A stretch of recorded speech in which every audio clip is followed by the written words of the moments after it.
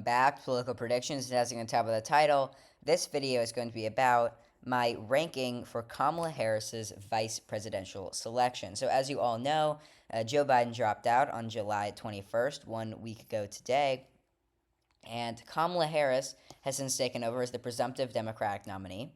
And now she has to pick her own vice president. And right now there are 8 finalists. 4 of them are the most likely, and there's 4 lesser ones. So we're going to run through them and put them on a ranking of electability. So this is an electability ranking. So it's not on who I think will be picked, not on any of that other stuff like I did in my other ranking for Donald Trump's vice presidential selections, which you should not watch because it was one of the first videos on my channel and it is terrible, so do not watch that video. But anyways, we're going to get into this video, my final 8 vice presidential rankings here. So we're going to start out with Pete Buttigieg, the Secretary of Transportation, and I'm going to give him a B. So if you don't know, S is the highest, then it's A, B, C, D, F. So S is the highest, F is the lowest. So B is pretty close to in the middle. And I think that he is a pretty good candidate. He is a white male, which could balance out the ticket. However, he is also gay, which probably would not balance out the ticket as much as some of these other candidates would. And also, the national public, really already has an idea of what he is like. He blew onto the national scene during the 2020 Democratic primary before he was just a mayor of a small town in Indiana, but he ran for president in 2020, and he did very well. He did not win. He finished 5th. And the issue was he did not perform very good with black voters. However, Kamala Harris is an African American, so that shouldn't be too much of a problem. So that does make him a pretty good candidate. He was also the Secretary of Transportation during some rough patches in the transportation department. So I think he might already be at his ceiling. It might be good that he has some support already, his name recognition across the country. However, I think people already have an opinion on him, and it'll be pretty difficult to change that. Now moving on to Roy Cooper. And Roy Cooper, I think, is an excellent choice for vice president for Kamala Harris. I'm going to put him in S tier. I think he's one of the best choices. He's from a swing state. Also, Pete Buttigieg is not from a swing state. He's from Indiana. Democrats have no chance of winning Indiana in 2024. But Roy Cooper, he's from North Carolina, a state that was extremely, extremely close in 2020 and 2016. So let me pull it up here. As you can see, in 2020, went to Trump at just 1 point. Very, very competitive state. The 4th most competitive state, or 5th most competitive state in the country. It was more competitive than states like Michigan, more competitive than Nevada, a very close state. And in 2016, it was even very close. It was an extremely close state. It was roughly on par with states like Colorado. It was more close than Colorado. So, yeah, it's been a lean Republican state, and constantly, everything except the governor, the gubernatorial elections, Democrats have always been so close to winning the state of North Carolina, but they just haven't been able to do it. There has never been a vice president, in in recent history, that's been from North Carolina. So, a Democrat could definitely, Roy Cooper could definitely do very well. He also balanced out the ticket very well. He would probably beat JD Vance in a debate. JD Vance is a very awkward on stage. He's not a good debater at all. So I think most of these candidates would be able to do very well against JD Vance in a debate. Roy Cooper is very experienced. He is an older person. He's a straight white man who would balance out the ticket. He balances out the ticket very well, and it would make North Carolina a very, very competitive state. I think the Democrats could even win if they pick Roy Cooper as the vice president, combined with the African American support behind Kamala Harris, as well as Roy Cooper being the Democratic vice presidential nominee. North Carolina would be extremely, extremely competitive in 2024, probably more competitive than in 2020. It would be incredibly close. North Carolina will become a very interesting state to watch. Now moving on to J.B. Pritzker. I think J.B. Pritzker is probably the worst candidate out of these 8. I think he's still a pretty solid candidate. I'm going to put him in C tier. I think J.B. Pritzker is probably the worst. I think he does have the worst approval rating, as we can see here by this article.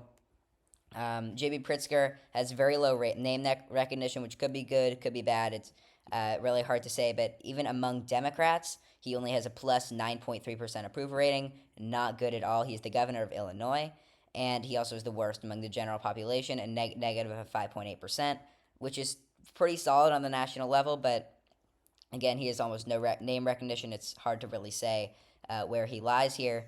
So I think JB Pritzker is probably a C tier candidate, not the best. Definitely could do worse than JB Pritzker. I think he's a better running mate than JD Vance. JD Vance is not a very good running mate for Donald Trump, not very electable. But I think JB Pritzker would not take anything away from the ticket, which is why I'm going to put him in C tier. And now moving on to Josh Shapiro, I think Josh Shapiro is an S tier candidate for sure. I think above Roy Cooper, which is why I'm putting him to the left. So Josh Shapiro is above Roy Cooper. I think Josh Shapiro is the best vice presidential candidate for Kamala Harris in 2024. I think he could add a lot to the ticket. He is from the most crucial state, or one of the most crucial states in 2024. He is from the state of Pennsylvania here. As we can see, very, very competitive, 1.2 points. It was just a 1.2% margin that Joe Biden won in 2020. 2016 went to Trump by 0.8 or 0.7. So very, very competitive state. Very, very important in 2024. 19 electoral votes is the largest of the core swing states. More than North Carolina, more than Michigan, more than Georgia.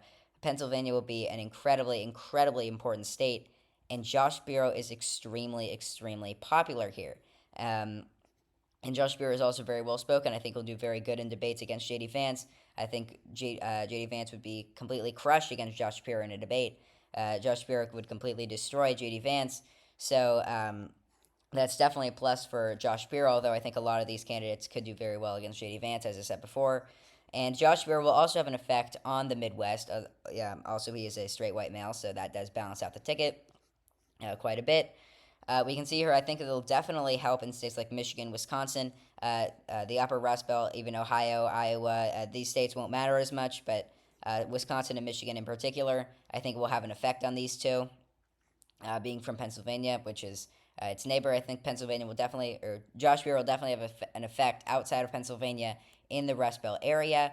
I think already Kamala Harris very narrowly wins Michigan, but I think with Josh Shapiro would win it by a little bit of a bigger margin. She would win it by a little bit of a bigger margin. In Wisconsin, I think that he'll have an even bigger effect, and I think it's very possible that Wisconsin goes to Kamala Harris with Josh Shapiro on the ticket. Right now, I don't think it does, even with Josh Shapiro, but Josh Shapiro will definitely have a good effect on Wisconsin for the Kamala Harris campaign. Moving on to Josh Shapiro, I'm going to put Josh Shapiro in A tier. I think Josh Shapiro is a very, very, very good candidate. We can see here that Josh Shapiro has one of the highest gubernatorial approvals of any candidate, and he is a Democrat from Kentucky. He won in Kentucky, which is very, very rare for a Democrat. It went to Donald Trump by 26 points in 2020. It has always been a Republican state. The last time it went for a Democrat was 1996 with Bill Clinton. It has been forever since it has gone for a Democrat, and it is always voted by extremely, extremely strong margins, not even close to going to Democratic in 2024. So that does put a little bit of a damper on him, which is why he's not as good as Josh Shapiro and Roy Cooper, because Kentucky is not in play at all for the Democrats in 2024. However, he won the Democratic gubernatorial race, even when in a very, very Republican state. He won in 2019 very, very narrowly. This was his first term as governor, and then he got reelected just last year in 2023 by 5.1%. So Andy Beshear has been able to unify the Democrats and the independents and even some Republicans, certainly in the state of Kentucky, to win the state of Kentucky. So he should be able to, he might be able to do the same in states like, in states across the union, really. A lot of these white males here, I think he'll also have an impact on the Rust Belt, the upper Rust Belt. He'll be able to unify some of these Democrats and independents against Donald Trump and unify him for Kamala Harris. And if he's able to do that, he will be a very good pick. However, his strongest influence will obviously be in Kentucky, which is not in play for Democrats in 2024. So I think he is an A-tier candidate, but still an excellent choice for Kamala Harris.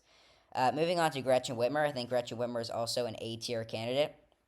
Another amazing candidate. She's the only woman on this list, and that's one of the reasons why I have her at A-tier. A woman-woman ticket would be pretty untraditional, and I think it would make the ticket a lot less balanced, a lot less selectable, since we are used to seeing male-male tickets, or at the very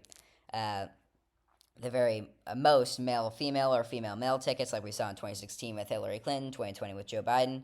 So we've never seen a female-female ticket, and in 2024 that would be a little bit untraditional and a little bit less electable, I think. But she's also the governor from a very, very important swing state, similar to Pennsylvania, one of the most competitive in 2024, one of the most important.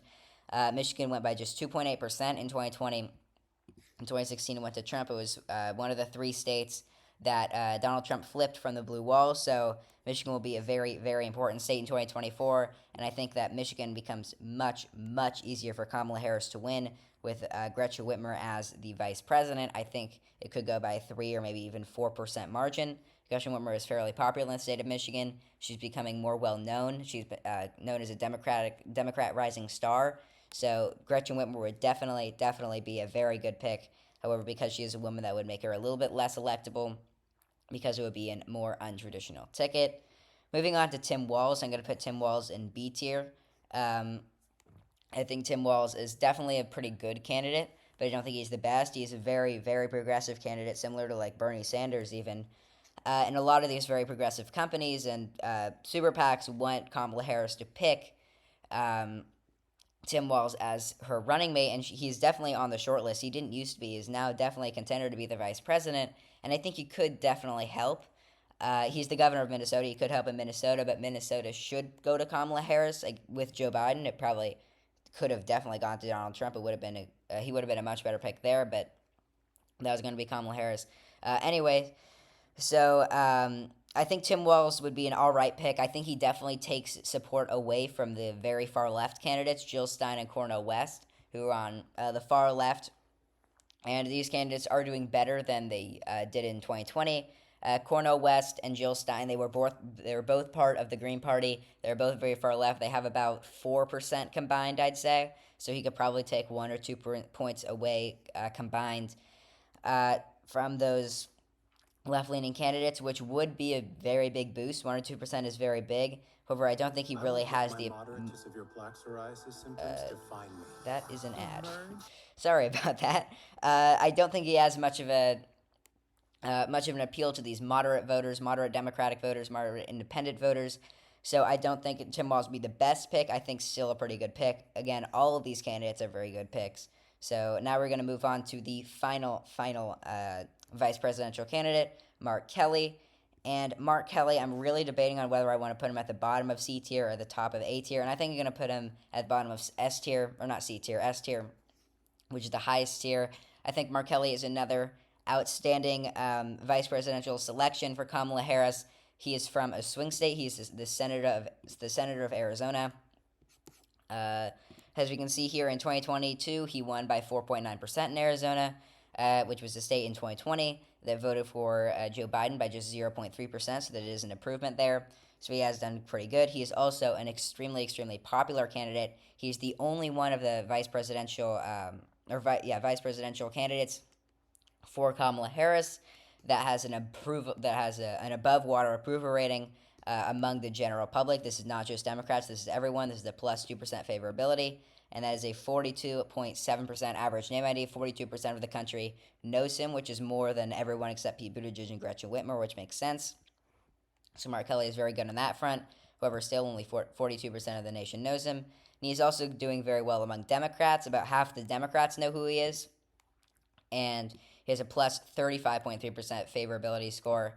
Very, very good. The third highest of the Democratic candidates. And I think he is definitely one of the most likely candidates. He has been leading the Democratic betting odds, the Democratic vice presidential betting odds for quite some time.